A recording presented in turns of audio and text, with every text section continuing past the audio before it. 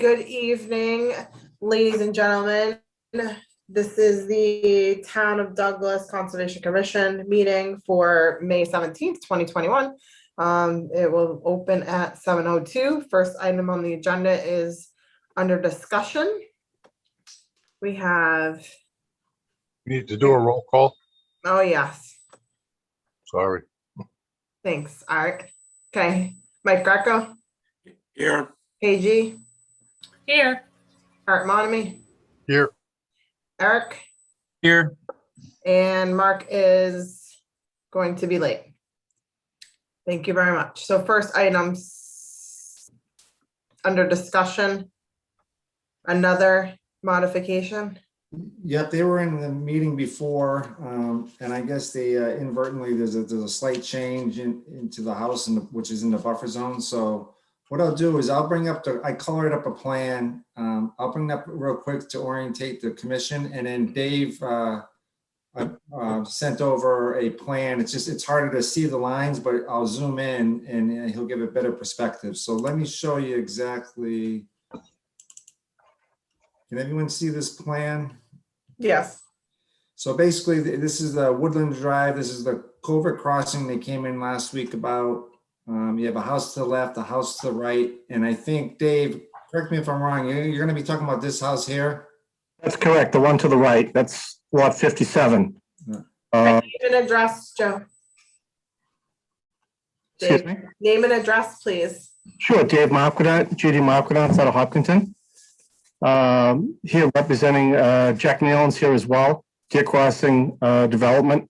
They have a buyer for lot 57, which wants to put a little bit different house on the lot. It is kind of hard to see, but the red house that's there is the one that was approved back in 19. There you go, with a side load, left side load driveway. Everything is outside the 50-foot buffer. We were at 51 before. We're still at 51. The change is, you can see the house is essentially in the same spot. We're doing a front load garage, so therefore eliminates a lot of the impervious area, and the driveway gets a little bit smaller. So we did a little evaluation and compared the previous to a sort of an evaluation point. We determined impervious area in the buffer zone before, which had 4,483 square feet. And now with the new house, we're reducing it to 3,800. So we have a less impervious area in the buffer by 683 square feet. So the limit of work didn't change. The grading of the driveway changed a little bit, just up the driveway, not to the right of the driveway. And we added a small retaining wall. So it's we consider it sort of very minor, but we just wanted to bring it to the board. Okay, thank you. Looks good. Board, any questions or concerns on the modification, on the minor plan change, if we can consider this as one? Trying to get back to you guys.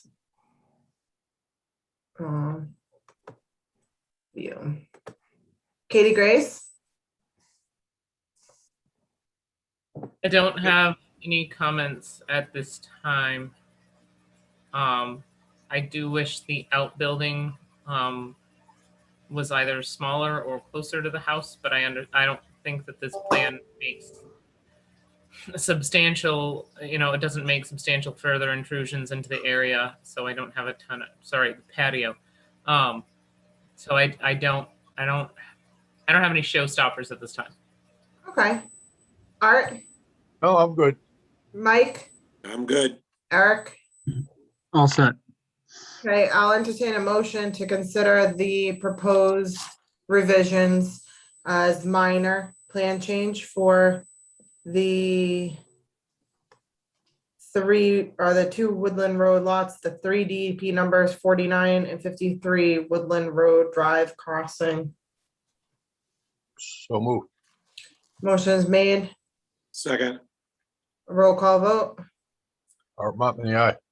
KG Dudley, aye. Mike Greco, aye. Eric Harris, aye.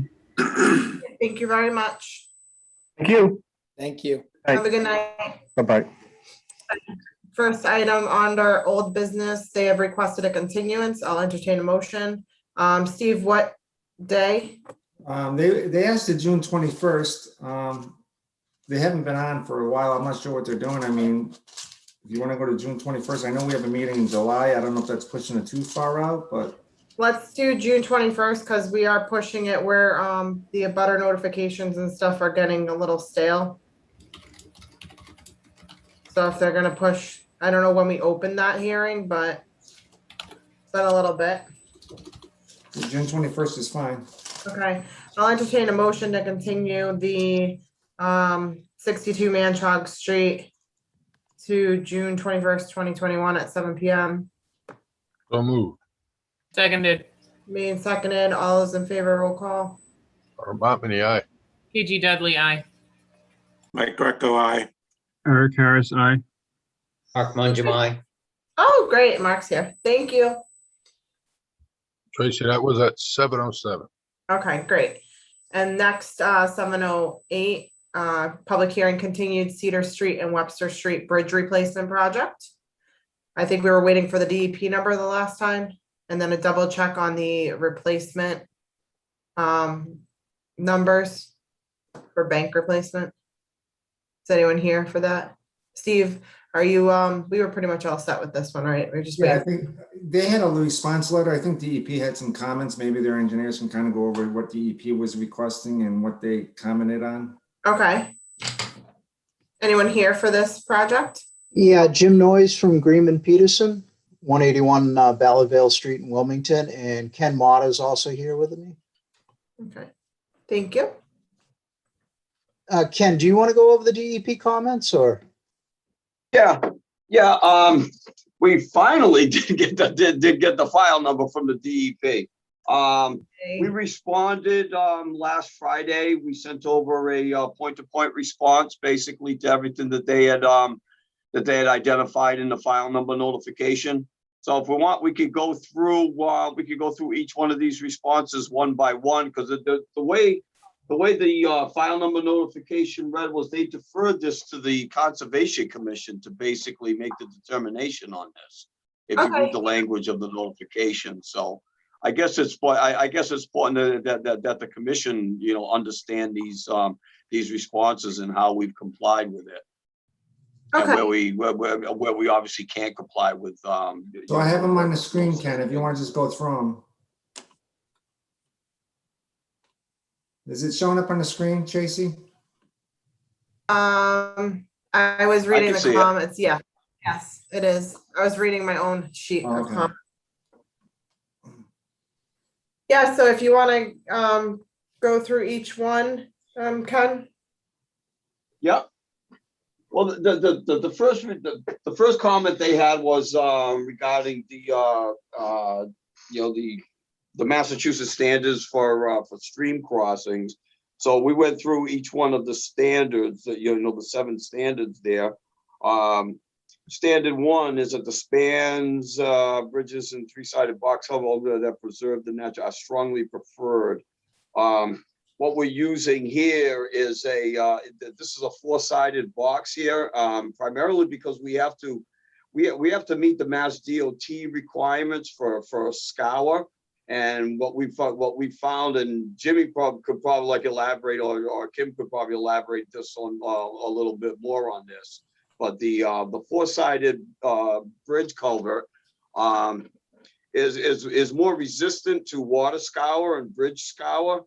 So what we try to do is mimic the channel conditions by embedding the inside of the box culvert with the original stream channel material, supplemented with some natural rounded stone and everything, to try to get meet both standards. So we believe that we meet standard 1.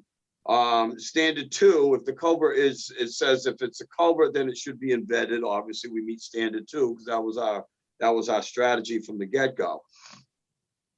Standard 3 is the one that we have. It is the one that we have difficulty with. because this requires that the channel width be a minimum of like 1.2 times the bank full width. And I mean, basic hydraulics shows that if you increase the open area of the culvert, then you're letting more water out of the downstream side of the culvert, thereby having a negative impact to the adjacent properties down gradient of the culvert. Now, this is one of the standards that Mass DOT basically adheres to through the Chapter 85 bridge review, where they say you cannot increase or alter the base flood elevations from what they are from the pre-existing condition. So that being said, we're kind of limited to what we replace in kind, basically, in cross-sectional area. Because the minute we go any larger than that, then we can't comply with the no net increase in the flood elevation on the inlet side or on the outlet side. So it's kind of a catch-22 there, where we have the Massachusetts crossing standard, and then we have what what Mass DOT requires us to do in situations like this. So I don't know does anybody have any questions on that particular item? Because that's really the only item that we really have difficulty complying with at this point, with the exception, the remaining standards where we could comply with, and I think we've demonstrated that. Yeah. So does the board need to make a decision on a waiver for that section in that specific span channel width? Is that what DEP is asking? Yeah, you can waiver that under the limited project provisions, which is how we filed this application. So it's certainly within your jurisdiction to do so. Yeah. Okay. And the other items that they had addressed are already you're agreeable with.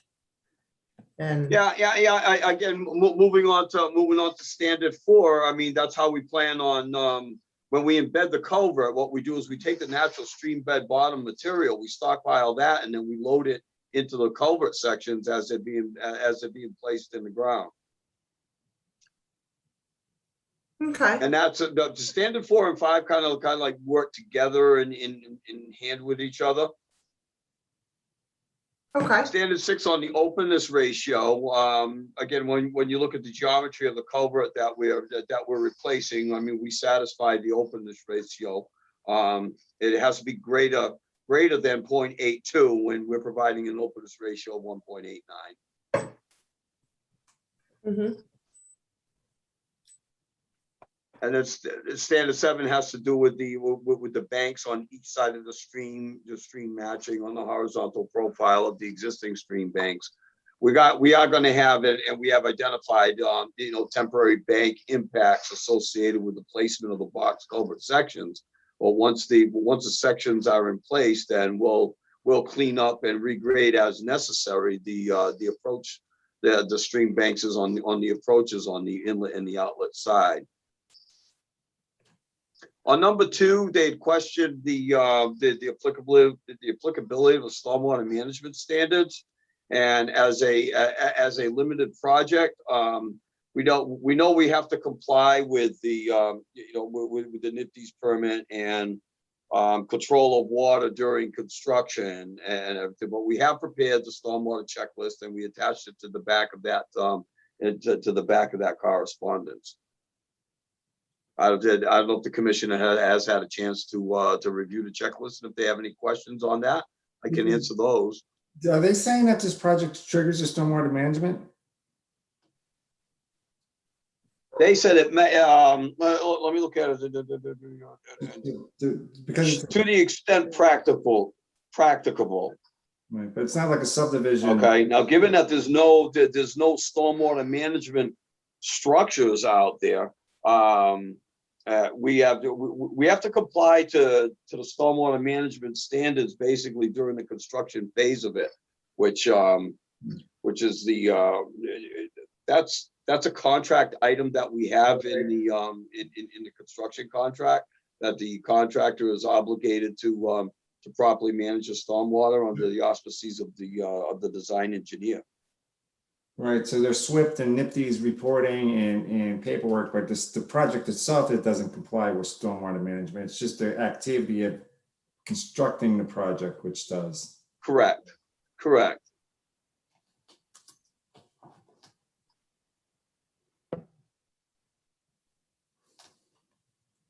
And then response number 3, that kind of just elaborates on what I previously discussed about the Chapter 85 bridge review requirements and the no net increase in the base flood elevation on either side of the culvert that we're bound to under the Mass DOT approval. So just so that the DEP had that information, I mean, I sent her the entire report and also the annotated summary of the hydraulics report. No, did she have any, I mean, obviously this is not a new, like the whole thing with the stream crossing guidelines when they came out, I think 10, 15 years ago was, you know, it was to prevent segmentation of waterways and corridor pathways for natural habitat and wildlife. And so, you know, that whole bank within the stream banks to give a corridor inside, but this is a repair. So this is an existing structure. Did they take that into consideration that this is not a new project, but it's an existing one that you're repairing? Did who take it into consideration? When we talked to DEP. Yeah, the replacement stream crossings. Yeah, it's a replacement. They do reference that in their comment.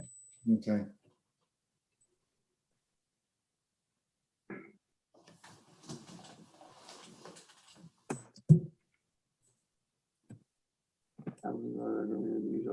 Listed in 310.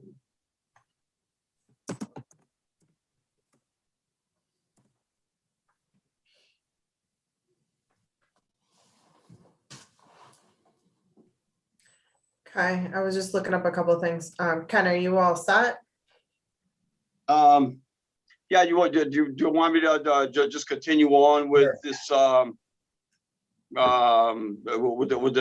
the 401 water quality cert? I mean, obviously it doesn't rise to the level to any of the threshold listed in the water quality section. Yeah. And did you submit this letter also to DEP? Oh yeah. Okay. And they gave you a response back? I have not seen a response back, no. Okay. All right, so board, any initial questions? It seems as though that they can meet the requirements max feasible, but they're not quite there, so we would have to take that into consideration. The span, channel span, the replication also. Katie Grace? Oh, I was just going to say, I think the variations that they've made make sense, just from an understanding of the flow. I understand that making the channel large, everything you just explained about the size of the channel and the flow rates. I understand that there's really no water storage downstream from there while there is a wetland upstream. So in the event of a floodwater, you really don't want all of that floodwater coming through. Like, 'cause I think that there's sufficient capacity in the upstream wetland to absorb enough floodwater.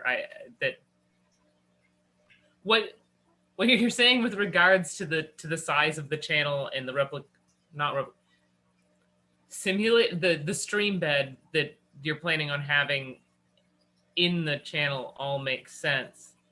My issue is there a replication area required in this case? Because I also agree that there's not a very good place to put it. The area upstream is all wetlands already, and the area downstream, I don't think we have any control over. Mm-hmm.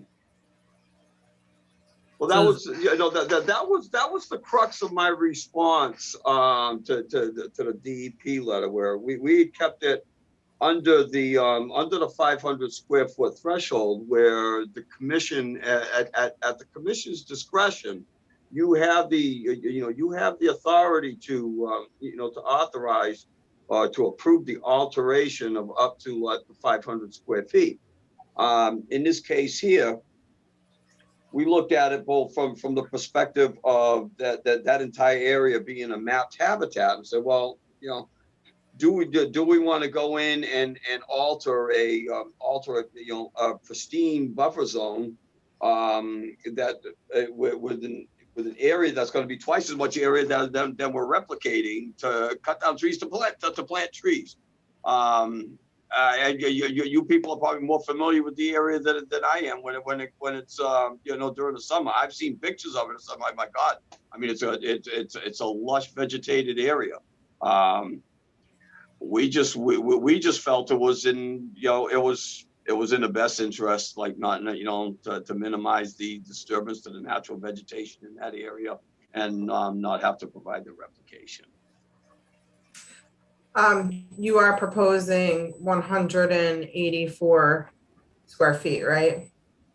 And 171 square feet proposed replacement or restoration. In your file. On the BVW? Yeah. On the BVW, we're like 486 or something. Yeah, we were just under the 500. Yeah, you've listed proposed replacement, which I still get a little confused about, at 171 square feet. So the disturbed area will be restored to wetland in the amount of 171 square feet, right? No, we updated that the reported impact area values. Yeah. Did you not see that sheet? Okay. I do. I'm looking at it right now on the DEP. Okay. And I see that the numbers have changed, but you still have a proposed replacement at 171 square feet for a BVW. Yeah, Ken, I think, yeah, that was a temporary wetland impact that would be restoring. Right. Right. It'll at the end of the project, it will revert back to a BVW. Correct. Yeah. Right. Yeah. So, and then the other threshold for the board determining, the issuing authority for not replicating, it's surface area less than 500 square feet, and said portion extends into a distinct configuration, like finger-like wetland. No, that's not there's no and in between that if you read it. Mm-hmm. I'll quote it for you. I'm reading it right now. The semicolon, what does the semicolon mean? What is it? The said portion has a surface area less than 500 square feet. There's no and then it says said portion extends in a linear finger-like projection into adjacent wetlands. Okay. That's the way I read it. Okay. All right, I'm just bringing it to the board's attention so that we just vote on the correct things.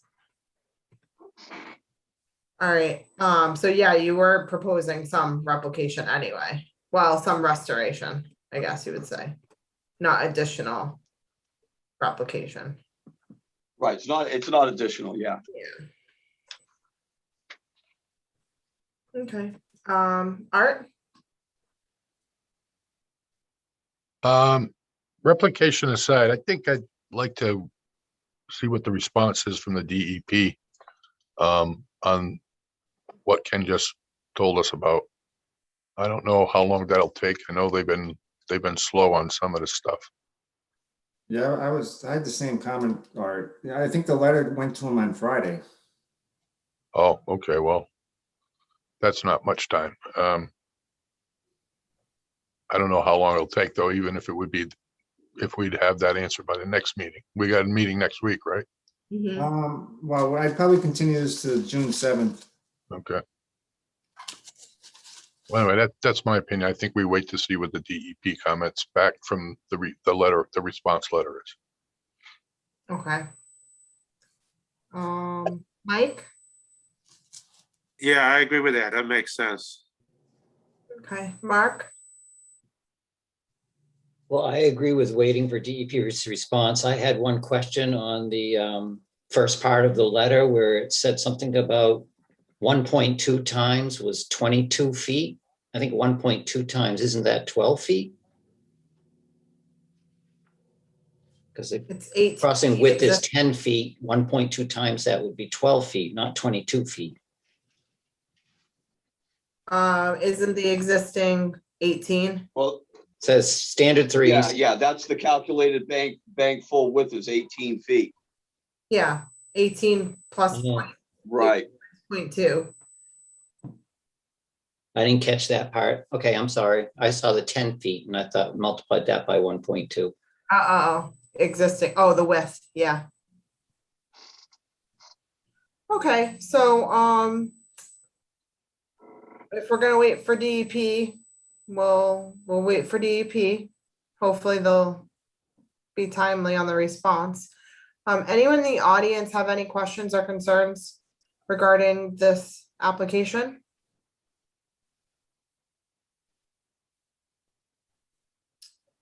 I don't see any. Everybody's in, right? Okay, I don't see any. Ken, you want to add anything, or Jim? No, I'm all set.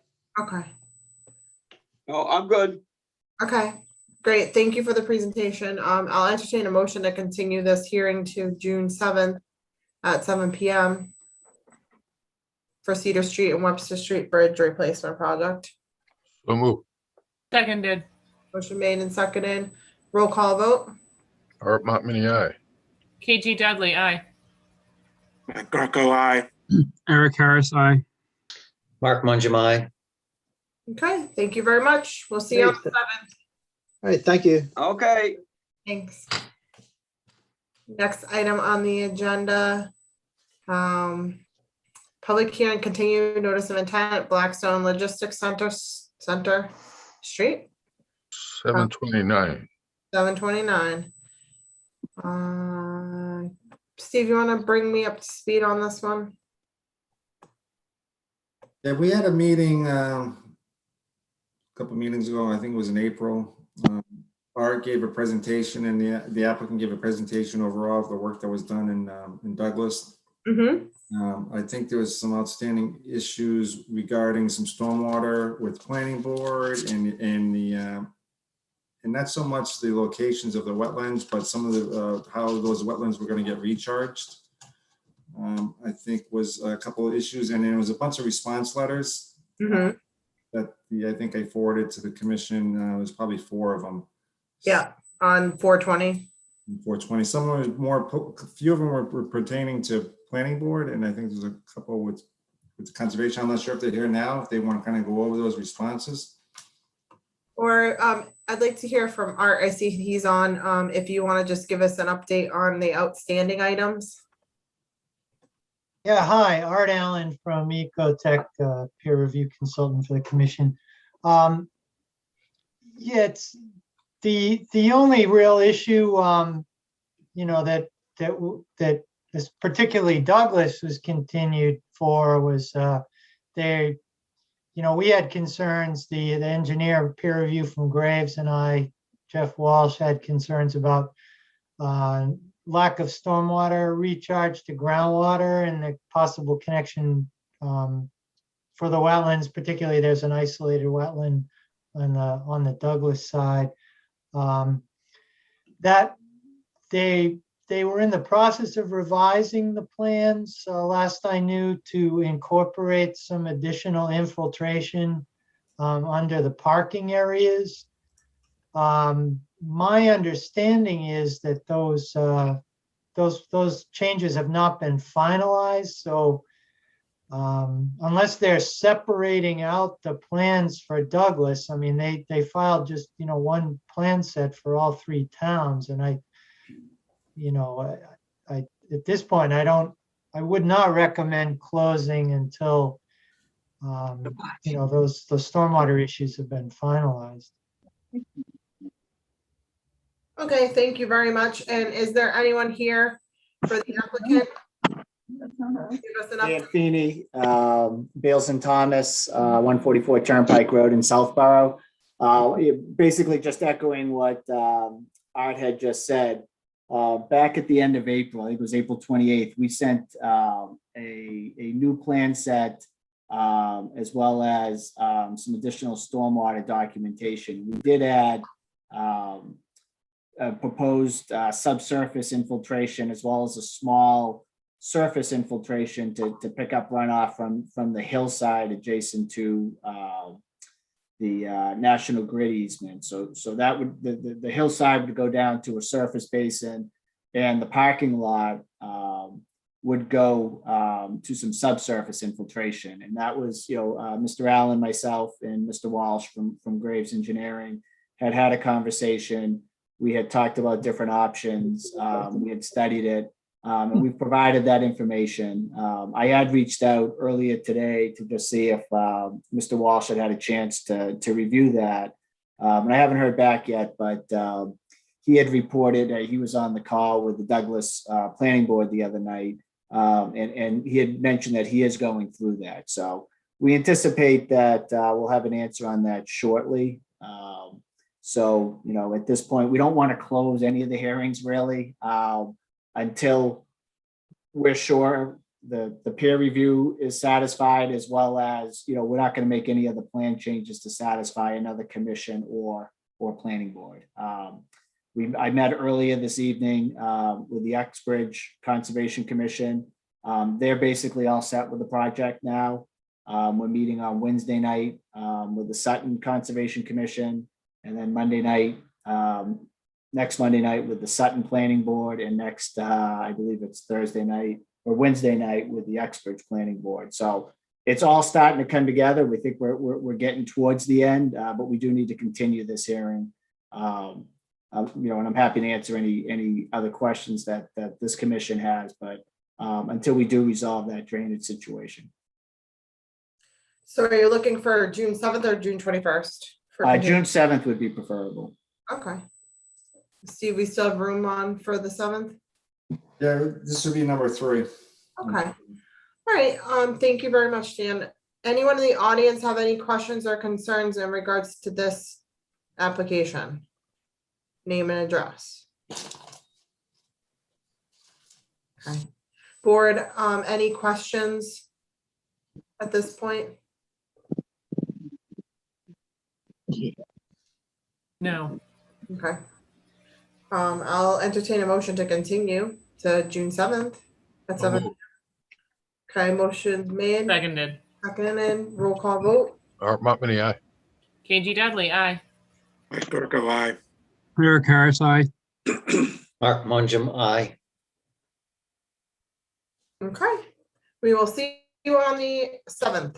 Great, I appreciate the time. Thank you very much. Thank you, Art.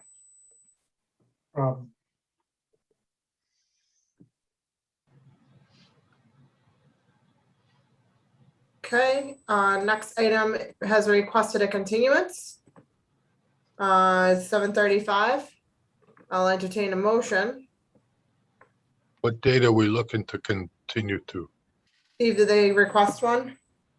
He said June 7th, or first meeting in June, so I'm not sure how long they're gonna be out for. I don't know if anyone's, they haven't gotten a DEP number yet, and it's not even registered that it's in the queue. So, Oh, yeah, I'm looking at the queue right now. You're right. Okay, So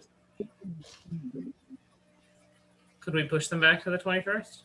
yeah. All right, I will make a motion to continue this hearing to June 21st at 7 p.m. Motion made, Second, seconded, roll call vote. Art Montminy, aye. KG Dudley, aye. Mike Greco, aye. Eric Harris, aye. Mark Mungem, aye. Thank you very much. Next item, public hearing continued, notice of intent, lot 5A, Chestnut Street. I wasn't here for this one either. Doesn't look familiar. So let me just Steve, do you want to give me a little update? Yeah, so, this is, the revised plan. Do you know where the site is, Tracy? 5A, no, I'm looking for your plan to show me. That's Steve. So, so this is, Chestnut Street. So there's a driveway here that goes back to the lot back here, and there's a culvert that comes underneath. This is kind of a little cleared area. I got a video of it too. And there's a house over here existing to the right.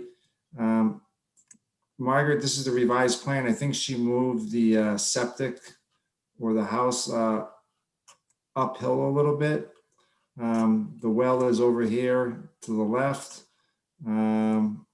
There's erosion control along the area here that most of the house, the driveway, the septic is outside the 50-foot buffer. The well is within the 50-foot, but that's temporary disturbance. I think based on Board of Health, that's all they could put it. And this is her revised plan. So Margaret, I did talk to her today. She asked me to call her. She's been in the hospital the last few days, so she's not able to attend the meeting. I think the owner might be here instead. I am. And I don't know if I can bring up some. Has everything on the checklist been addressed? Everything on the checklist has been addressed. Yep. Okay, is there any other issues? I think the commission wanted to go out and look at it. Okay, does it need to be staked? It wasn't staked. She wasn't able to go out and stake it due to, I think she was in the hospital the last few days. So, but she did submit the revised plans. Okay, so board, do we want to do a site walk for this project? Yeah, we had talked about that last time. There was one of the abutters were concerned, if I remember right, with the area was wet already, and they had concerns that this would make it worse. Is that Okay. right, Steve? Am I remembering this one right? Yep. So you're waiting for their call from, but they went out and staked it, and it was never staked due to she wasn't able to go out there. Okay, so do we want to continue this until we hear that it's been staked? Yes. I heard a quiet yes. Who is that? I was looking at the plan. I said yes, let's continue it, but I wanted to know if we wanted when we thought would be able to do the site walk, if that's something. So I maybe I didn't hear. Do we know if the area has been staked, or do we want to wait for the area to be staked? It has not been staked. Okay. Because I'm inclined to recommend we continue this to June 21st. Yeah, I am also, because Okay. just to give enough cushion. So if I can, I would like to make a motion that we continue this item to June 21st at 7 p.m. Yeah, I'm gonna just table that for 1 second. Okay. Steve? Yep. Steve Swartz? Yes. Hi, how are you? Did you want to add anything? Or do you think that we can get it staked for the walk by the 21st? Well, I'll contact Margaret and see if she can do that before the 21st, obviously. Yeah, and then just have her let us know when it's completed, and then Okay. we'll tell the board. Okay. Unfortunately, we need to still go for that site work. Can I ask a question? Sure. Why does it need to be staked? And why does a site walk need to be done?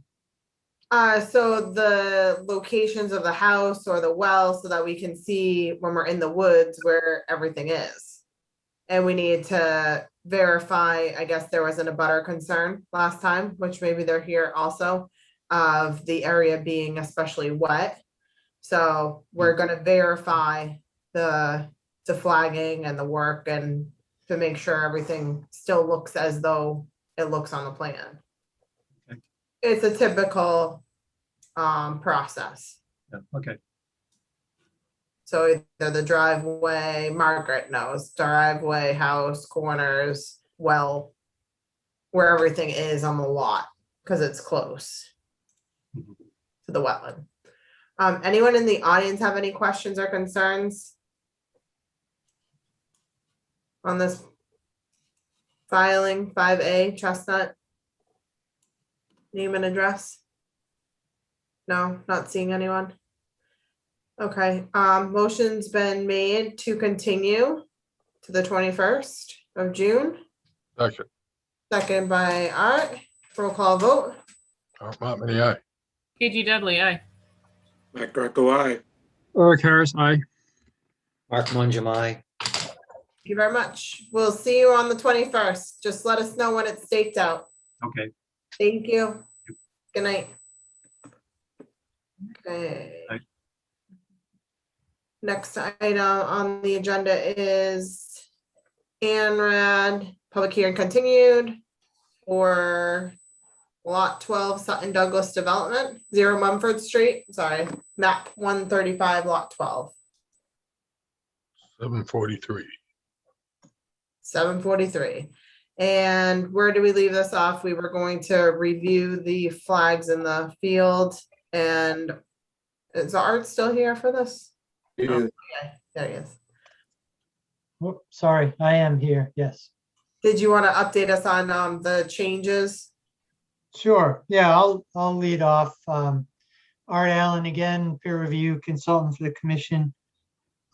So following the last hearing and our discussions, there were revisions to the plans, revised through May 4th of this year.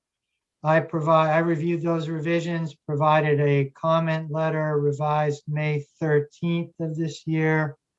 One of the major concerns was the entire property had been presented on the plans, but not all of the wetlands were delineated on the plan. Little bit confusing, but it turns out that they did not want to confirm all the wetlands on the plan. So I recommended that they make a clear demarcation on the revised plans of the limit of the ANRAD, which they've done. And that shows up on the cover sheet and all the detail sheets. Basically, it basically cuts off on that branch tributary to the Mumford River, the perennial stream. Basically cuts off the south and the eastern portions, as well as the access from Conservation Drive are all cut off by that limit of ANRAD. So now it's clear to me, at least, the portion of the property where they're seeking confirmation of the wetland boundaries. And I also noted that they had revised several of the wetland flags that I had asked for once I walked the site with the wetland scientist, Scott Heim. Those revisions were made in the field and were properly shown on the revised plan. And also I just had a comment, although vernal pools were not requested to be confirmed, I did note several areas where there was some evidence of vernal pool species activity, some egg masses, but that's more just a comment. It's not technically part of the ANRAD. So at this point, I'm satisfied that the revisions have addressed my comments. Thank you. So do you think that the board can include your observation in the ORAD for the spotted salamander or vernal pool? Yeah, I mean, you could certainly include that as a finding. I mean, I wouldn't say it's anything definitive. It's, just for future future purposes, if there's ever a project in that vicinity, then at least there's some record that area would have to be looked at more closely, yeah. Okay, Agreed. so Steve, we can add that in. Right, I'm not sure, Wayne, do you have your latest plan? Did you send us that? Because I don't remember seeing that. I thought I had. If I haven't, I apologize, and I will right now. Can you bring that up on the screen in case someone wants to? Sure. Yes. Steve, I thought he sent it to you first and I was omitted, and then Right, I think you forwarded it to me. might have. Remember how well I performed at this task last time, folks? The train wreck. Cable, can you give Wayne Bellick control? That's a loose term. Thank you.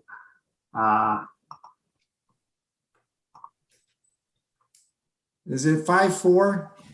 It's Yep, 5-4. yes. Yeah, I have it. Let me bring it up. Yep. I had Thank it, you, Steve. I had it in the wrong file, so I apologize.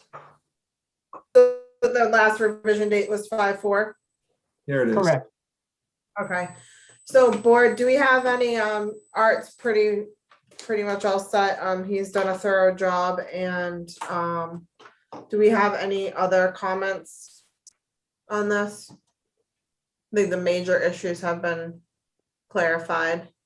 There was some discussion, Tracy, last time we talked about this, about possible historic aspect to the site, about something about a canal and an old mill.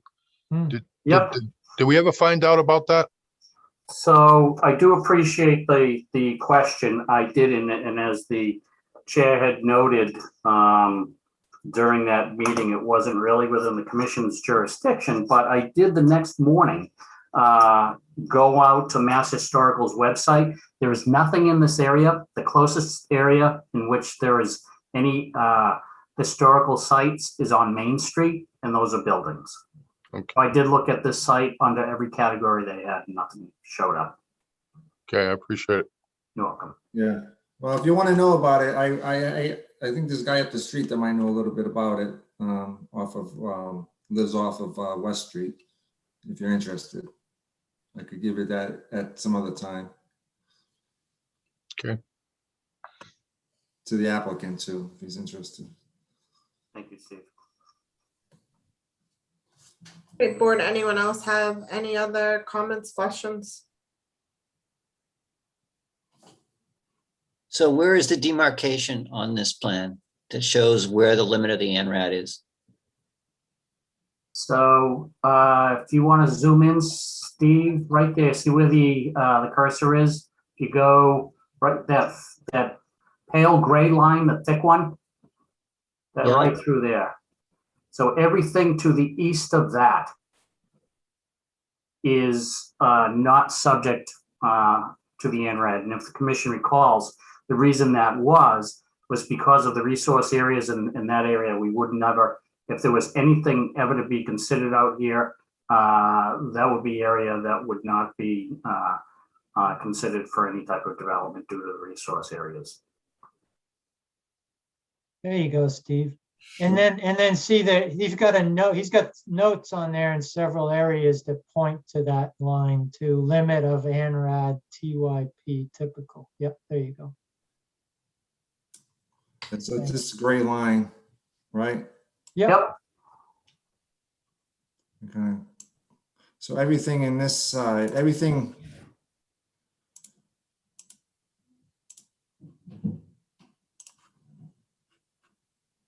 So everything over here is part of the ANRAD, right? Correct. And everything in red, in the red X is, what about over here then? This was delineated, but it's not part of the ANRAD? That's correct. Yeah, this is Art. I spent some time down there my first day, and so there's a bunch of flags, but and I guess they started locating them, but then they decided there was, they weren't going to have access off Conservation Drive, and so they just can't get to that area. Lot 2 at the top left, is that part of the ANRAD? It is, right? As Correct. well as the owner unknown area? That's correct. This is the ANRAD. I'm doing a bad job here, but basically this here, everything in this area in this red. Okay, how does that work when it's owner unknown? So currently, we're working on that. We believe, or the applicant could probably speak better to that, but we believe since this plan was done, we have a better idea as to who the owner of that property is. Yeah, so Tim Flynn, of Flynn Group Consulting, the developer on the project. So the owner has been identified, and we are currently working through a purchase and sales agreement. So we have actually provided that information to the town of Douglas as well. The owner unknown is just this area, right? Correct. Just one little area? That's right. You know the owner, so there's no owner unknown associated with any of the wetland delineation areas. Correct. And so technically that owner unknown is not part of the parcel that you own? Correct.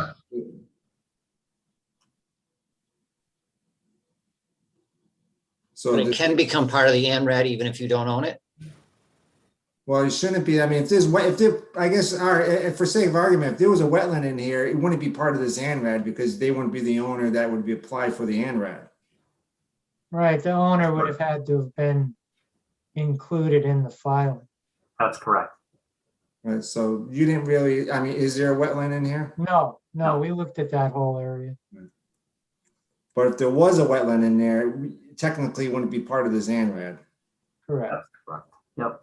So technically the ANRAD line should go around that lot. Correct. Correct. Yep. Good point.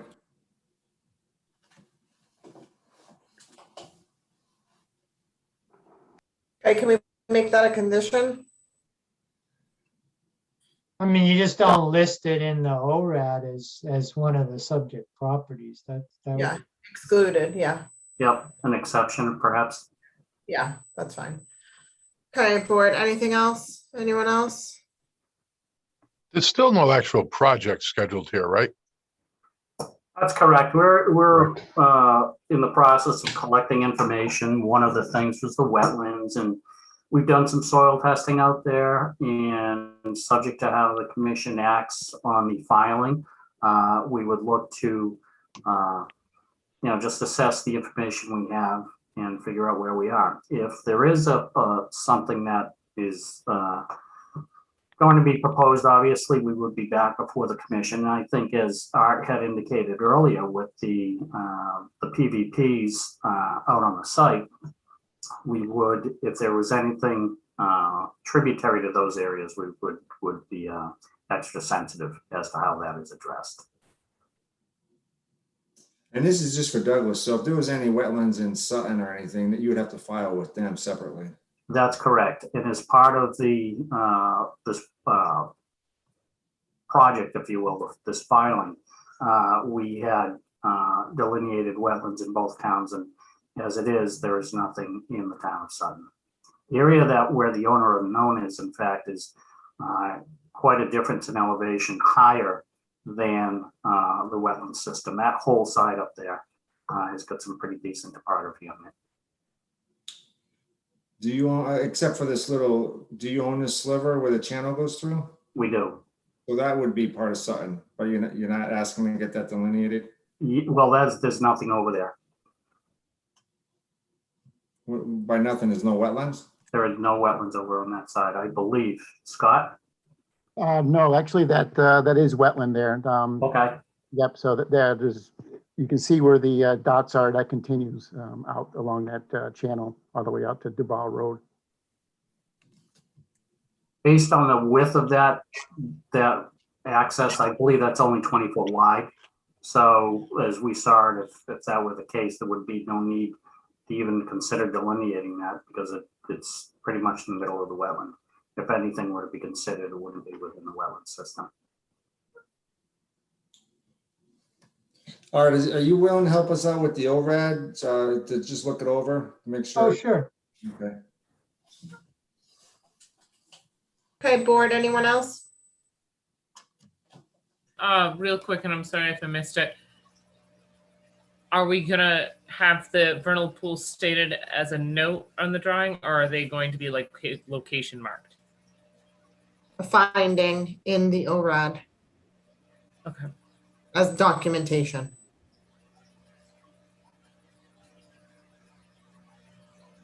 Or you can say whatever you want to. But yeah, he has that in his letter. Okay. Anyone else in the audience have any questions on this filing?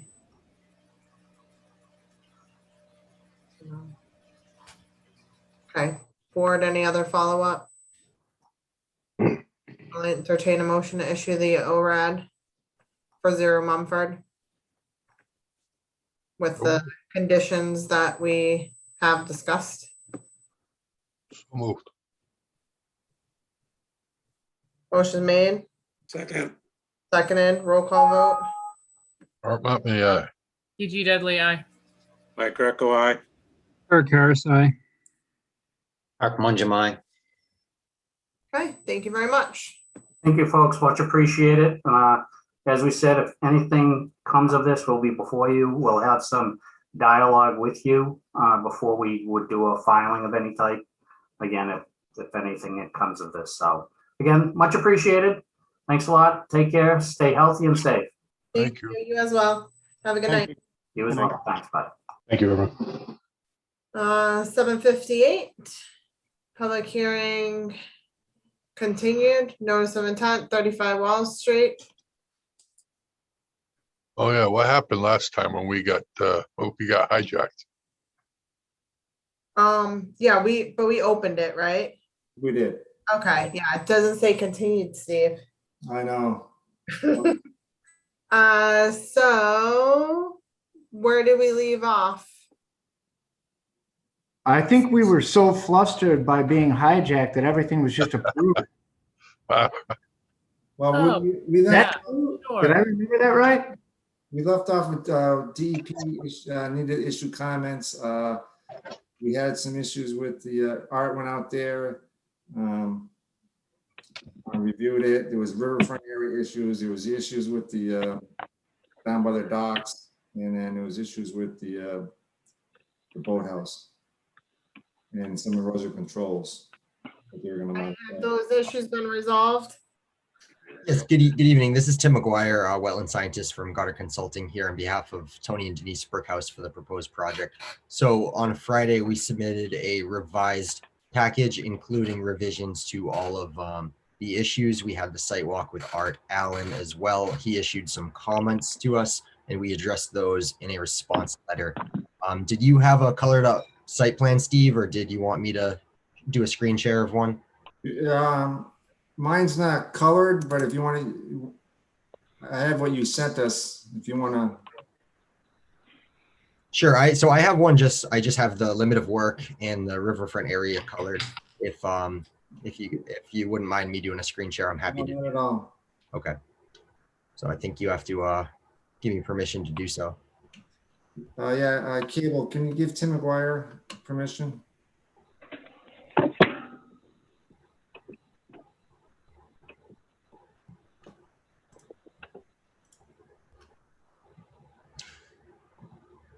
Sure. So while we're waiting on that, I'd be happy to kind of articulate some updates on the project at this point. So just this afternoon, DEP was able to issue a file number 143-1020 for this project. So their review has been completed. We've resolved their deficiencies in riverfront fees and their comments on the inclusion of an alternatives analysis for the work to be had in riverfront area, which was all recently submitted to the commission for their review. There were, and I could go through the comments from Art Allen as well. As a result of the site walk. So first of all, there was an area in which there were some flags missing to the north of the site in the vicinity of the pond. Our office had the opportunity to review those with Art in the field and confirm the wetland line at that time. So we've had our engineer, Allen in Engineering, show those on the revised plan. And there was comments about that affecting the septic, which is right in that area. However, that is a grandfathered lot. Therefore, we don't have to meet the stricter requirements for Title V. So our septic, as shown, is in compliance. There was also comments about the boathouse in the replication area that we had previously proposed. If you remember, there was I wish I could have the plan up to kind of walk you through this. Yeah, let me see if I'll bring it up. All right. Yep. So is this the yeah, this is the recent one because I see the riverfront numbers. Great. So essentially, yeah, if you're looking right to the north there, right north of the septic, in between the pond, yeah, there. So that was the area of wetland line where there were some flags missing. We reviewed that with Art, and like I said, he confirmed the line, and so there was that. There's also now, if you scroll down on this front page, you'll have kind of a zoomed in view of the boathouse and dock area. Yeah, there it is. So just as a reminder, although we are showing 65 square feet of impacts to wetlands here, that little triangle associated with the boathouse, we have revised the plan to show the boathouse being placed on helical piles. So the boathouse itself is elevated above the wetlands. It impacts to that wetland resource area would be associated with shading. So we had previously proposed replication just above flag GC28 there to the north in that vicinity. There were some issues from the commission with the location of that replication area and its ability to thrive in that area and to be monitored in years coming. So we removed that replication, and instead we followed a comment from Art in regards to a pile of yard waste and brush that is placed right in the wetland line. So that's in a similar size as the impacts that we are having with shading associated with the construction of the boathouse. So we're hoping to offer that up as mitigation for the shading impacts and supplemental to our waiver request to put the boathouse within the 25-foot buffer zone. So that the yard waste will be removed, and then that area will naturally revegetate in a similar fashion, or as mitigation for the impacts to the boathouse. And now if you kind of zoom back out to the rest of the plan, so we've shown riverfront area as well. You can see the 200-foot riverfront area and the inner riparian zone there. Yep, there's the 200 feet.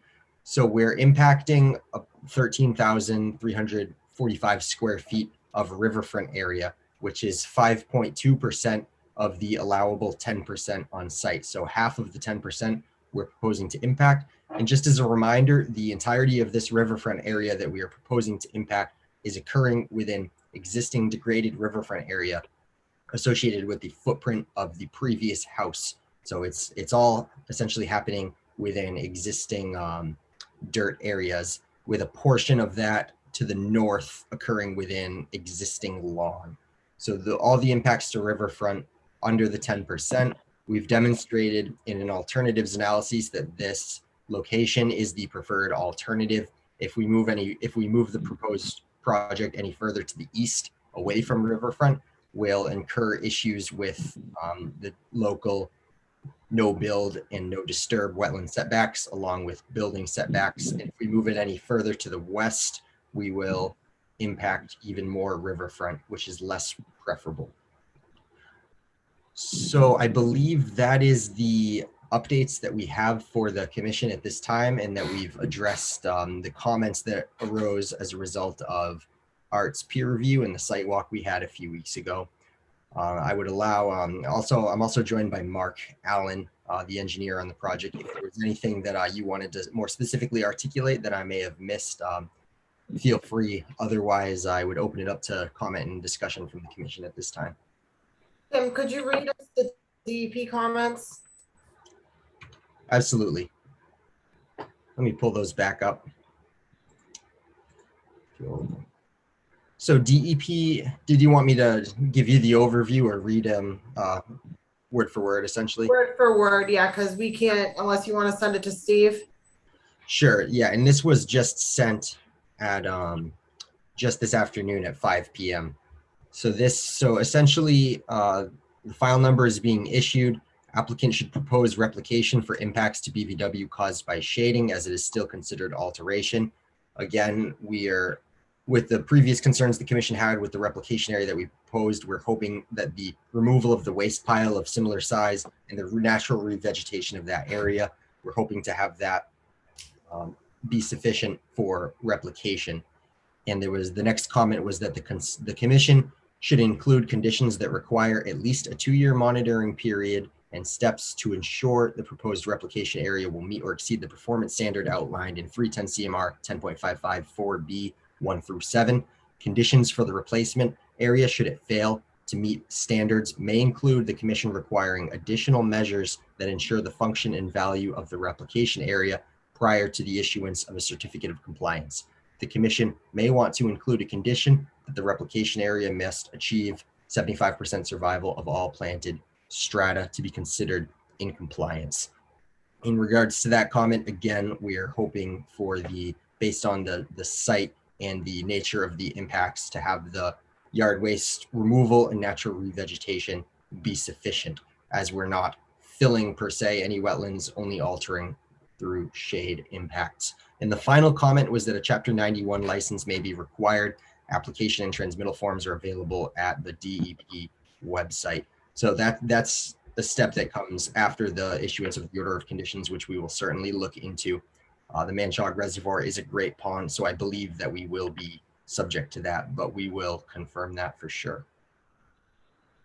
Well, you're in Whiting's, not Manchog. Yeah, we're not, that's not a great pond. I'm sorry, the Whitten Reservoir there, I meant to say, which we're on. Right. So what number did they give you? It is 143 1020. That's what I had written down. Let me just double confirm The that. replication performance is already our standard for the 2-year monitoring and the 75%. And then what was the first one? So the first comment was exactly that we should propose replication itself. Then it was the discussion of the monitoring and conditions in case the replication area doesn't work. And the final comment was on the Chapter 91 license for the docks going on the pond. Okay. Art, anything? Yeah, Art Allen here, peer review for the commission. So all this stuff came through on Friday afternoon, and I have not had a chance to go through it in detail. I had provided the preliminary comments by email following my site visit in late April, and I had intended to provide a formal comment letter once I'd reviewed the revisions. So that being said, I haven't reviewed them. I just briefly, the riverfront area stuff should not be an issue. It is a redevelopment site. I'll take a look at the alternatives analysis, but I don't see that. That should be an issue. The boathouse still concerns me. I think, it is a structure. The commission has their no disturb and no structure setbacks. It is an existing disturbed lawn area. If they requested a waiver, the commission could entertain that structure down there in that area. I still would not recommend putting it over the wetland. I don't see any reason why they need to do that. I think it has to be raised. I believe that area falls in the 100-year flood, so I would think they have to raise the structure anyway. If they put it on the ground, it will take up flood storage, and they'd have to compensate for it, which I don't think they have any raised areas where they could compensate. So I think the boathouse would have to go on piers anyway, raised up, and I think they should at least move it out of the wetland, and they should request, a waiver for the local setbacks. The yard waste, it's great. I recommend that they take that yard waste out. I mean, it's technically a violation. That material was dumped in, likely not by the current owners, but it's well within the statute of limitations on, violations that are still, under the responsibility of a subsequent owner. So that yard waste has to come out of there, whether they put something in or over the wetlands or not. Let's see, wetland boundary revisions. Yeah, it looks just on a quick glance at the revised plan. It looks like they revised the wetland boundary in that area. And just in Goddard's defense, it's my understanding they had flagged that area, but the flags had been gone missing in between the delineation and the survey. So they weren't, it was nothing, there was no real debate over that. It just was a matter of reestablishing the flags in that mode area. So yeah, that's just a brief, informal summary of my comments and what I see in the revisions. I certainly still provide, a revised report if the commission wants one, if they decide to continue the hearing. That's certainly between the commission and the applicant at this point. Thank you. Thank you. Okay, board, any questions? Is someone talking? Yeah, sorry, this is Tim McGuire again. I just wanted to make a quick comment on Art's comments. Thank you for those, Art. Just the one thing you mentioned that we should have a formal waiver for the work within the 25-foot. We did include within the revised cover letter a request for a waiver under that. Again, offering up the removal and natural revegetation of the brush pile as mitigation for that. In terms of the location of the boathouse, I believe that we are pretty well constrained based on zoning setbacks for that area. I'm not sure how much play we really have to move it outside of the wetlands. If Mark wanted to comment on that at all. Yes, if I could, through the chair, Mark Allen Engineering, just want to explain as to why we are putting that boathouse in that corner. As noted, we're kind of constrained by the 25-foot rear yard setback line and the wetland line. So we're kind of at a wedge point where we have to just sort of make the best out of a corner situation. So we feel as if keeping the zoning relief and having a minor impact via shading is the best alternative, and for the town's building department not to have grant variances on buildings that could be mitigated elsewhere, especially on a redevelopment of an area that's on the lake. I think they'd rather have the building further away from the lake with a small wetland impact. I just want to reiterate too, we changed the plans to show that this boathouse will be on heliopiles, not sonotubes. So it's going to be less invasive and it will be raised up from the elevation of the ground. Thank you. Can I make a comment, Tracy? Sure. Just, I'm not, whatever the decision is made, the replication area, it looks like they want to swap out that grass pile for if you go down that road with replication. I just, correct me if I'm wrong, Art, it doesn't have to be adjacent to the area as long as it can be anywhere on site, as long as it's part of the continuation of, or continuous of the wetland itself. So if you happen to have, if you wanted to replicate, it could actually be up by Waller Street, right? It really, the standards say as close as possible at the same reach, same elevation. So yeah, I mean, really, unless there was absolutely no way to do it in the immediate vicinity, it really should be as close as possible to the impact. I mean, it also looks like they have room even within those building setbacks to move, a slightly reconfigured building a little further away from the wetland. But yeah, that's, they've made their case. So whatever the board's pleasure is.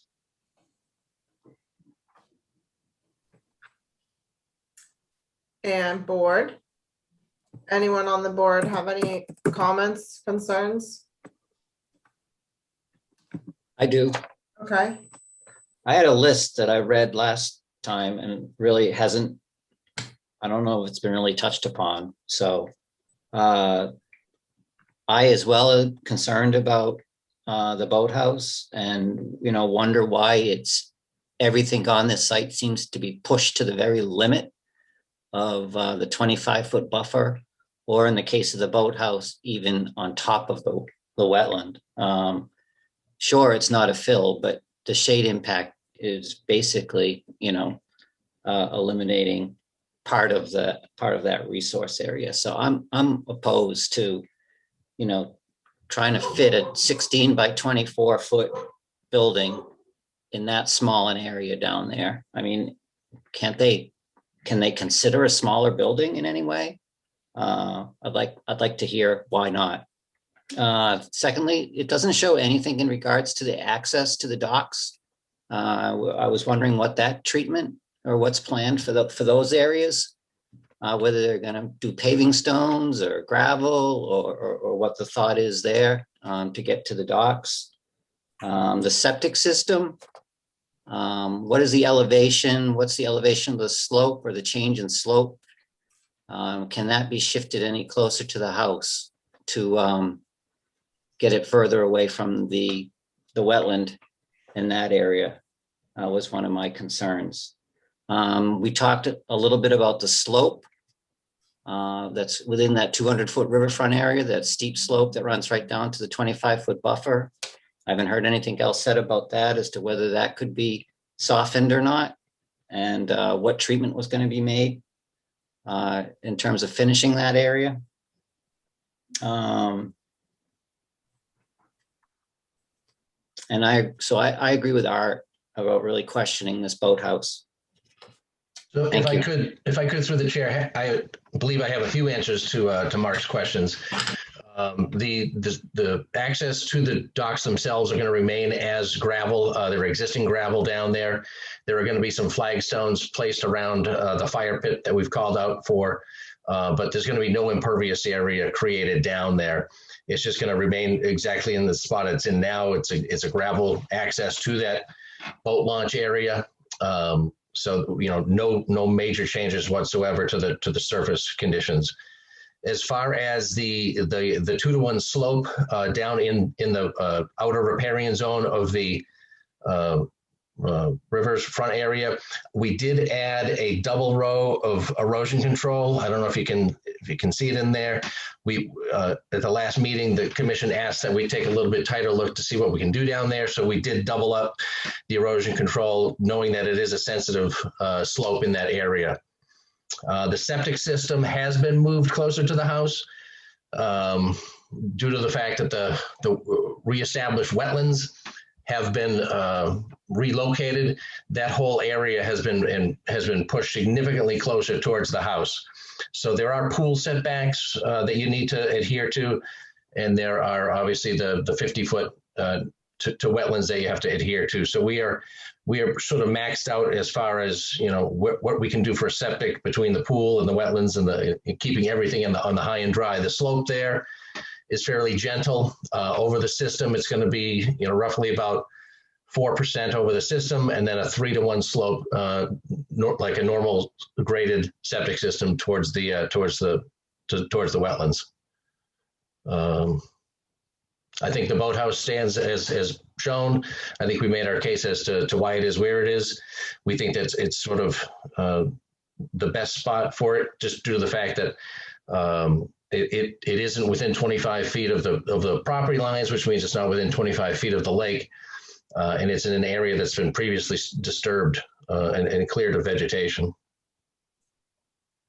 So I think that unless Tony has any other input, I think that's Mark. I can speak to the docks. I mean, I sent Steve Zisk photos. It's basically aluminum ramp that's going to be removed every year. Nothing's going to penetrate the earth.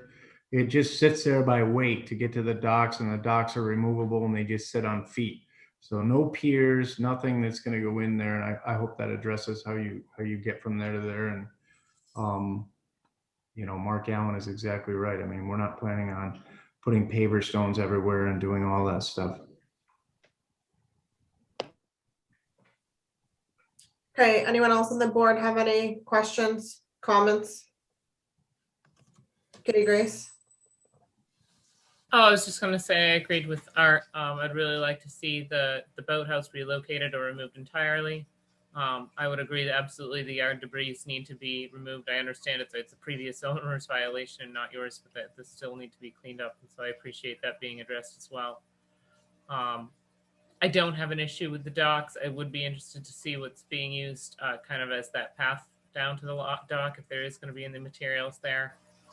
And then on the last one, I was looking at the plan. I understand all the intrusions into the riparian area are pre-existing disturbance areas. And I just wanted to make sure, because I haven't seen the old plan in a little while, the garages that are kind of into the riparian areas at the top of the hill there,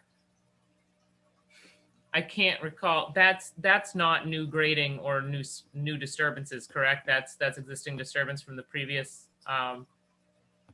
particularly the garage on the left. I don't remember that being there when we did the site walk. Yeah, that second building has been there from day one. Okay. I do recall it being staked. All right. Thank you. Mike? I'm okay.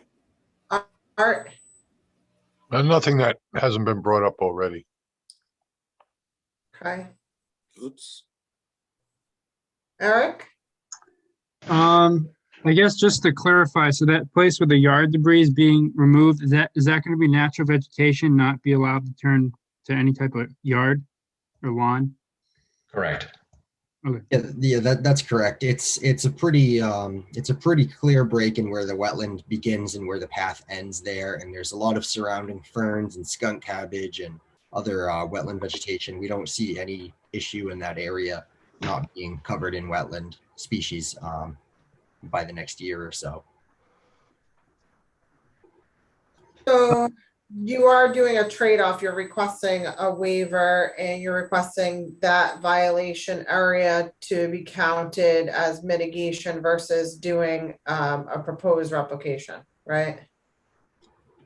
That is correct. Yes, we did previously include 150 square feet worth of replication, but at the last meeting there were some comments and concerns regarding the survivability of that area and the plantings within it. And the commission wanted us to also look into if we were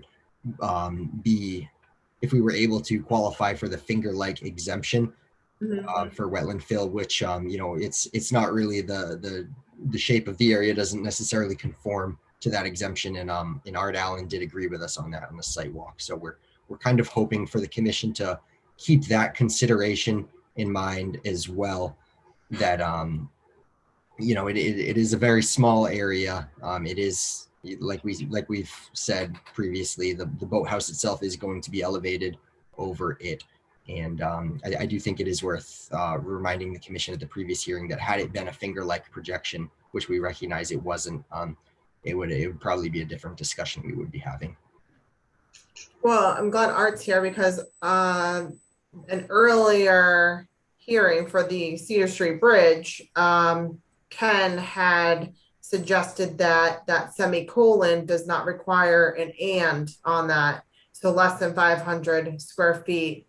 And number 2 is the finger-like filling. So you didn't. No, they're not separate. That clause pertains to finger-like projections. That's the typical interpretation of that section. So that's not how Ken is interpreting it from the. No, that's not consistent with any wetland scientist that I am aware of. Okay, because that's what I had tried to look up semicolon, but yeah, he is thinking because I don't think he's reading number 3. Right. But we don't have to talk about that now, but yeah, okay. So the area that you're restoring, so that you're taking that debris out of, how many square feet is that? And is it going to be a wetland? Is it in the wetland And will it be restored back to? Absolutely. That is right in the wetland, and we do have it shown right on the plan. It's essentially right behind the area of impact, right behind flags 25 and 27. It's surrounded by wetland, like I said. It's surrounded by skunk cabbage along with wetland ferns and shrubs and other species. There's some hemlock out there, I believe, as well, if I remember correctly. So it's essentially just quite a bit of sticks, and it's not just grass clippings and dirt. It's brush for sure. And once that's removed, I could easily see all the skunk cabbage and ferns overtaking that, and definitely resulting in a greater than 50% or more wetland species in that area. And it is a pretty significant, it's a pretty clear line between the path and where the wetland starts itself as well in that area. Is there a square footage? Oh, I see it. Okay. Did you get a square footage on that? I don't believe we have that shown. It should be just about the same, if not slightly more than 65 square feet. Mark, do you know off the top of your head? Yeah, we did not field locate it, but just in seeing it, it's definitely bigger than 65 square feet. Yeah. Okay. Well, Tracy, just administratively, just to point out that it would be good to get a formal letter from Art. I know he preliminarily was gracious enough to give some preliminary comments, but given that the DEP gave their comments 5 o'clock today and Art was waiting for some revised plans that came last week I know the board would be comfortable, but just procedurally, it'd be nice to have administrative record from the consultant. Well, I also think we need to iron out this boathouse situation before we get the final letter from Art, and then we're back here again discussing the boathouse. So, board, we need to kind of have a flavor on what we're doing with that. There's no improvement. I mean, I heard 3 different people say about the material and the pathway. They keep saying that it's not getting improved with anything. So the pathway down to the docks. So we've cleared that up. So now we need to talk about the options for the boathouse and if it's overcoming the presumption of our 25-foot no build for what's the structure size? I have 16 by 24. I guess, Madam Chairperson, I'd like to just address some of that. I mean, we bought this house and found out it was junk, and we wanted to do the right thing, and we tore this down. And we want to be great residents of Douglas. And like I said, I mean, I never thought my wife would ever leave Whitensville. And to speak to Mark and KG's point, I mean, if the house wasn't so far away from the water, we wouldn't need a boathouse. But I mean, we just need a place to store things. I told you, and I gave you my word, there's not going to be any gas or any sort of hazardous materials in there. I mean, we're going to be legit Douglosians. I mean, legit. And we want to. So I mean, I just think it's something we just want to store stuff. It's going to make everything look better. If you go around the place, we've owned a place on Peters Cove for what, Denise, 20 years? And we just sold it to my brother-in-law. And I mean, you look at some of those places on Peters Cove, I mean, they look like crap.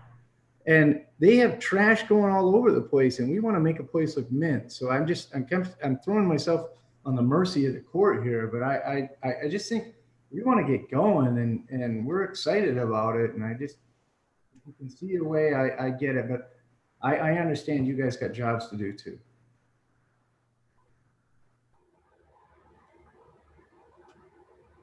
Thank you. Okay, so board, we need to decide as far as that pointy part shading. Is there any other alternative location to place this boathouse outside the 25 with all the other stuff that's going on? Katie Grace? Yep, can we, oh, thank you, perfect, okay, that's what it is. I'm looking at the plan on my computer too. Are you guys looking at? We are now, thank you. All right, Um, so we can see the building setback lines. yep. So I apologize because I know you already asked this. What were the dimensions of the boathouse? 16 by 24. 384 square feet, I think it was. Okay. Yeah, 384. So it's 16 feet deep. It looks like that point is 1/3 of the way inside the boathouse. So that represents approximately 6 feet of the boathouse. Why can't the boathouse only be 10 feet deep? Steve, where's the setback line? So That's building setback, you didn't do. I'm sorry, here it is. Let me- Yeah, so that red is, there is another pocket. What is the red? Let's see. Gravel. That's the that's driveway. gravel path. Oh, here's the, hang on. So if the length went to like a 18 by 20, 18 by 14, I mean, yeah. If you slid it within that setback there, yeah. Is this the Would it make it any? Nope, nope. No, you were right before, Steve. Yeah, that There one. you go. There you go. So the 25 from the other side is also there, right? Why can't they move it towards the setback line? Right, that's what I'm getting at. Yeah, Where what we're happens in that spot, you're encroaching onto the existing cart path, and then you're gonna push the cart path or the loading dock closer to the wetlands. We just thought to split the differences to leave the, where the vehicles are gonna come in and out of the water, kind of far away as well. You got a loading dock there? You know how, is that existing? Oh, they actually use that? Yes. You have to be able to get a vehicle down there with a boat trail in order to get the boats in and out for the winter. I was just, it's so shallow. I'm surprised they use it. Again, our thinking was let's kind of try to check all the boxes we can and keep everything sort of neutral and not push an impervious shed closer to the water and push the gravel path towards the water, and not infringe upon zoning rights in the town, and just give up basically the size of a queen mattress in an area of impact that's already been impacted.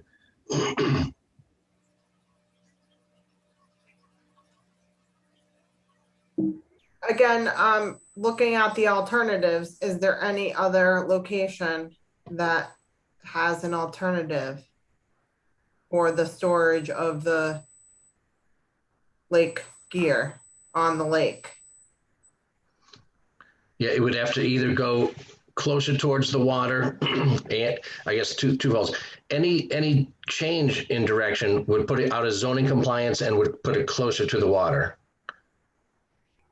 So I will also add that on the other area where we have kind of frontage along the pond there in the center of the site to the north, just to the left, yeah, kind of in that area, anything outside of the water up to there is essentially within the wetland line. So an alternative to consider still putting it on the lake would essentially be putting the entirety of the 16 by 24 boathouse within wetlands, because although that's not it's not quite the beach yet, it's still a wet meadow for the portion of this lawn here.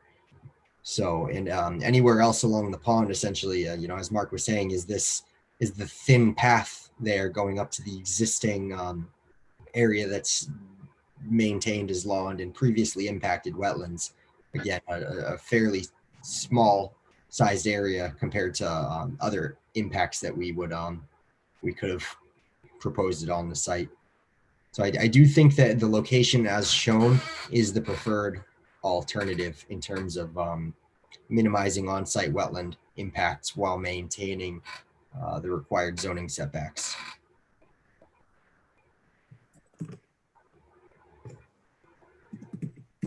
Board, Mark? We gotta make a decision on this because we're not gonna keep coming back and forth. I don't see any alternative to having any other structure, any other location besides where it is right now. I also want to just double check, because our bylaw, I think, does reference structure, but I'm just gonna double check if there's a definition versus, you know, a full foundation or, you know, a 4-foot frost wall. I'm just gonna double check that, unless Steve, you know what it is. I'd have to look, it's been a while, but there's a section 10.3, which is a presumption they can try to overcome.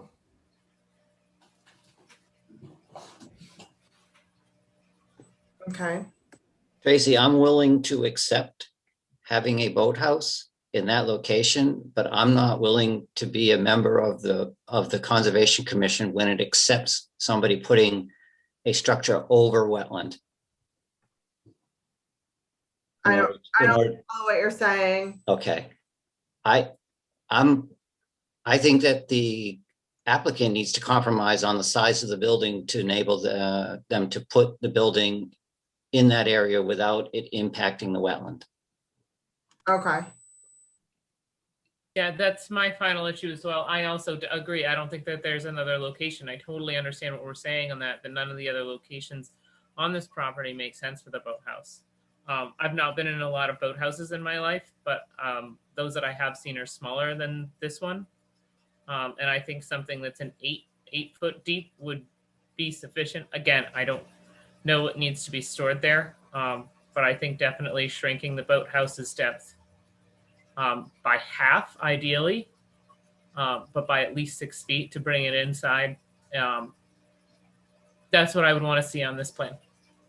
Okay, so if they are at the wetland edge with whatever modification that they make, that you think that they overcome our 25-foot no build. You know what I'm saying? I think have it not shading that point. What's the purpose of the boathouse? To store life jackets and other boating equipment, not including any gasoline or fuel. So no boats, no fuel. No boats in the boathouse. No. I mean, you could call it a glorified shed if you wanted to. I mean, you could see what we did on 62 Peters Cove.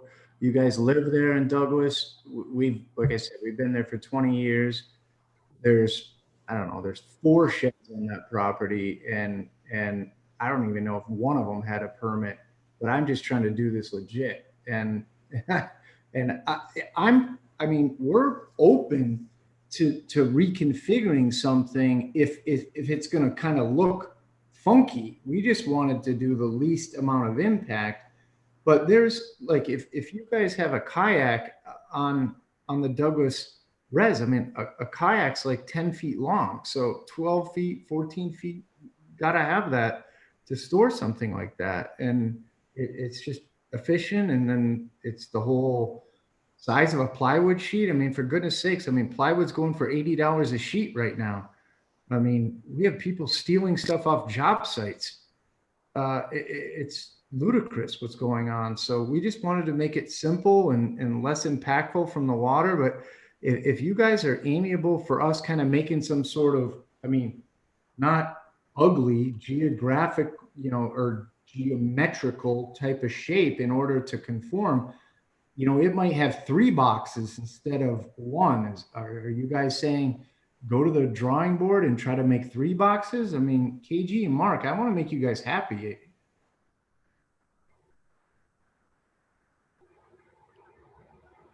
No, I understand it, and I'm familiar with your property on Peters Cove, and if I'm not mistaken, I don't think any of those sheds are 16 by 20. Exactly. 16 by 24 is a pretty big structure. But when you combine them all, you actually said that when you said a kayak is 9 or 10 feet long. Well, that's 2 kayaks end to end, more than 2 kayaks end to end. True, but when you go to that property on Peters Cove, the entire cottage is 50 feet from the water. The well is 20 feet from the water, and the shed is 6 feet from the water, the first shed. And then the second shed's like another 20 feet from the water. So this whole house, we weren't able to bring that whole house closer to the water because we didn't want to impact the wetlands. And this is a really funky shaped lot, as you guys are becoming intimately aware with. You know, it's a different deal when it's a 9-month cottage versus your forever home, I guess is what we're trying to talk about. So back to my original question, if it's moved from that point, is that agreeable to the board?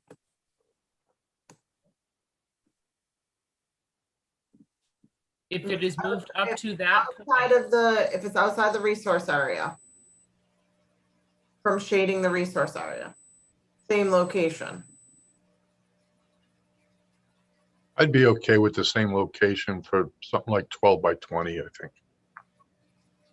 10, I won't go bigger than 10 in the depth.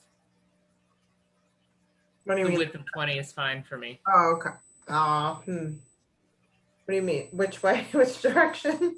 So if it narrows, if the structure narrows to a point where it's at the red line. Yes. Okay.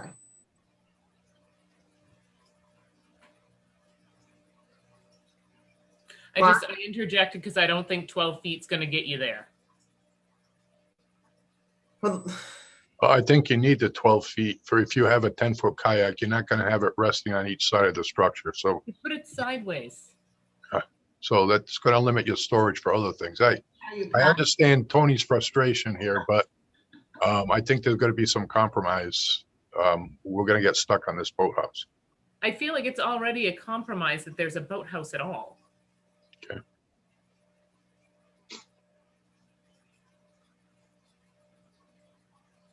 okay. Anyone else? What's the alternative? Well, we looked for an alternative location, Yeah, not one that is less impactful or that makes sense. Adjusting the size could be one. Also requesting, I know probably Mark is not gonna be happy, but not my Mark Allen, requesting a variance for the setback. Be the other alternative. I don't think we're all going to be happy, right? This is a compromise. Yeah, so Nobody's going to be happy. the other thing is checking, maybe it can be cantilevered into the setback if it doesn't have a foundation. That would be a question for the building inspector.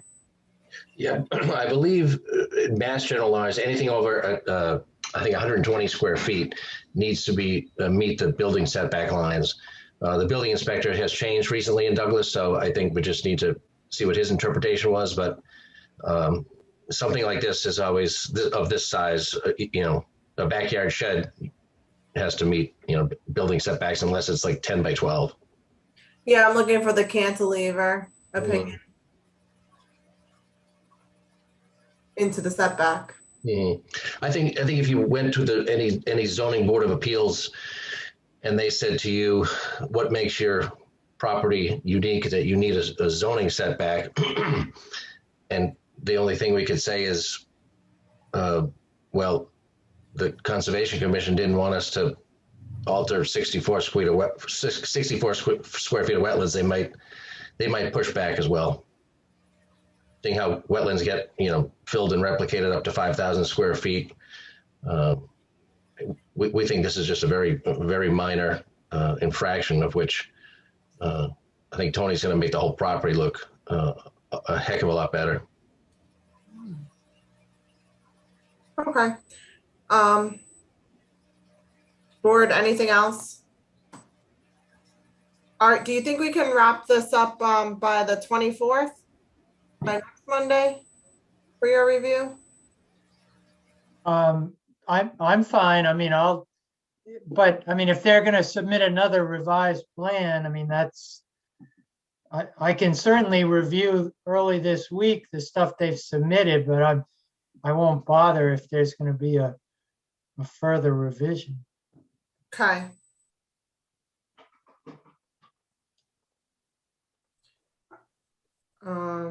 Board, anything else?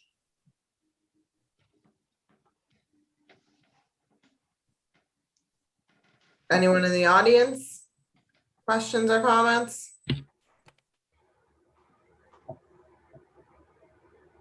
There's one person I don't recognize. Okay, so what's the direction, board? Everyone else seems okay except for Katie, Grace, and Mark, so I kind of need to know an opinion if they need to revise the plan. Some sort of direction. I would like to see a revised plan. Okay. Do we want to continue to June 7th? Or do you think we can have the plan? Mark, when would, I mean, Art, when would you need the plan by, the new one? To get ready for, let's just say the 24th.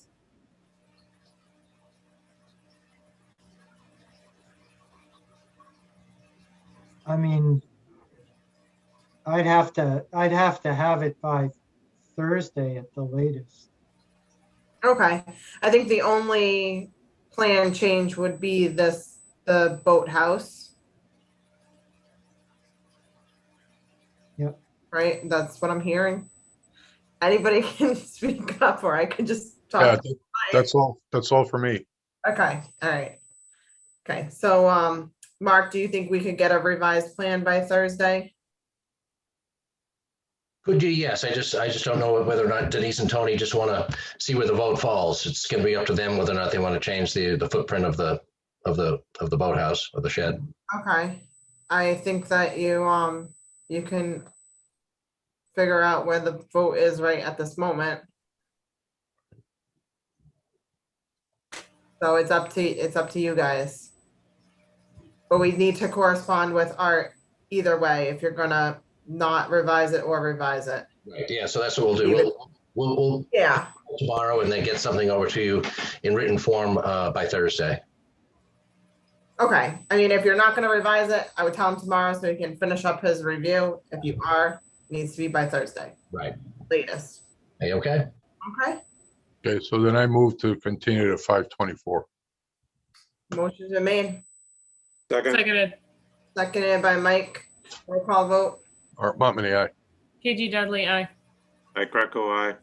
Eric Harris, aye. Mark Monjamai. Okay, thank you very much. We'll see you next Monday. Thanks a Thank you very bunch. much. Have a good night. Thank you. Okay, that was 8:49. Steve, I saw that we did have that, they advertised for next Monday, the last item, the new. Yeah, they moved it to Monday.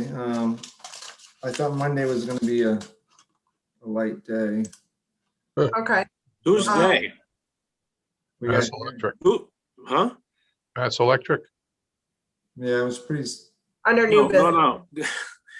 Who moved the date to this whole May 24th issue? Where'd that come from? We It wasn't added on it. We never approved that for Yeah, we our, did. when? I remember we approved the whole year, you know. well, yeah, We did another 2021. vote for just this meeting. well, in April, the last meeting we had in April, I asked if it was okay, if I could schedule a second meeting in May, if they would fit it in with the cable. And Board of Health wasn't having a meeting, that the board would be amenable to that, and they were able to do that. Actually, we talked about, would we rather have a super long meeting or cut it in half and do two separate meetings? Right. Yep, The And- consensus was to do two separate meetings. yeah. But that's where the 24th came from? Right. Is Because, that how May 24th was created? Yeah. Yeah. yeah, Hey, I because, don't recall that, but okay, I'll take your word for it. I mean, We did it at the beginning of the meeting, and Steve said if he could get on, then he would do it. So, So this is what it looks like right now. So I'll add on the 7th, which is old business will be 35. Maybe I'll flip it. I'll put that last. You know what? This was that 426 meeting, I think, and Mike was absent. So he probably didn't hear this discussion. yeah, but you did get we sent around the emails too. Right. I think you and I are the only ones, but I think we did a great job tonight. I think that the board was excellent. So Yeah, so I will be, it came to my attention, so I'll be late. I have an event, a sporting event for my daughter. They're holding for All-Stars next Monday. I didn't realize it. So I've been out to all these sites. I'll do the Zoom links, Tracy. Yeah. The Mass Electric's pretty simple. Maple Street, that was an RDA. It's pretty cut and dry. Joseph, the water line, it's all nice and clean. I mean, all these lot 3 Ledgestone. I'll have some comments on that. The 76 Bigelows, and it's a shed. I have a video on that already. And then 69 Hemlock Street is pretty cut and dry. So there's a lot of them, but they're pretty cut and dry. So the biggest discussion is going to be 35, probably Waller Street. okay. So if we get stuck, we'll just have to pause and we'll wait for you. Okay. And I'll just pull up, I'll screen share the items out of the folder, and then we'll just do the best. If we have to continue, we have to continue. And how are we doing for minutes? I don't know where the not well. Okay. I haven't heard anything from her. I'll email her. It's just, I don't know. Maybe. I made a list of outstanding stuff, and I just went back and looked, and I realized there's one that apparently I got sent the first week of April, but somehow it ended up in my spam folder. So I'll take a look at it. But right now we got January 11th, January 25th, February 8th, February 22nd, March 1st, March 15th we did, April 5th, April 26th, and tonight, all outstanding. So that we're getting really far behind. Steve, could you CC me on the email that you sent? I'll send her an email. Yep. Few minutes, and then I will make a phone call tomorrow to make sure we get going on those, the later ones. Yep. I know we had discussed doing the earlier ones, I think, but we just we can't go on like this. So planning board, I know, is planning board getting minutes? Mike, we are just like 3 behind, right? Or 2 behind? Mike? Yes. We're like 2 or 3 behind, right? You talking about? Planning board meeting. Oh, planning board meetings. Yeah, we're a couple, 2 or 3 behind. Yeah. You say 3. But we're not as bad as this. No. Okay, so we'll get to that. Anyone else? Rondo, are you here for anything? I don't know who that is. Okay, they're just accidentally or they're just watching the conservation meeting. Steve, anything else? Nope. We'll just do the best we can. Don't worry about it. Board, anything else? Real quick, did we? Oh crap! Now I can't think of the address. The one we just did the ORAD for. Yep, 0 Mumford. Yeah. Did anyone do a site walk for that? When we have our peer reviewer, we have Art. We have a peer. Okay. We paid him to do it. I mean, that's totally 100% valid. I guess, because I know we had planned on doing a couple of site walks for the properties that Margaret was doing, and she didn't get a chance to flag them. I'd still like to do, what would you say, Chestnut Street we still wanted to do. Yeah. I guess, I want to keep an eye out on my emails. If anyone's going out for site walks, I'm vaccinated. I prefer to do a site walk, not by myself entirely. If anybody else is talking about like on a Saturday morning or a Sunday morning or afternoon, says, hey, I'd like to do Chestnut because I think it got flagged, or at some point in the future, if there's ever a project proposed for that one on Manchog Street and we end up doing a site walk for that, I guess just generally, like if anybody else wants to do a sidewalk on any of the site walk on any of the properties that are slated as such, an email blast or reply all the rest of us and let me know, because I'd like to do site walks for these places. Again, I just don't like to go by myself. But I also don't like coming back to this meeting when we said we wanted to do a site walk and then being like, oh, I didn't go because X, Y, or Z. Like, I want to make sure we go. I hear you. Thanks. I mean, you're probably the more motivated one, so just send us an email the day before, and then. Do people watch the videos Yeah, and Steve going out all the time. with the links? Do you watch the videos with the links? I'm just, Yeah. I'm, you know, if they're helpful or not. I have watched your videos. I struggle spatially with your videos. Is it? Sorry. I love the pictures. Oh, pictures better? The videos, I feel disoriented. Yeah, it's a bad camera.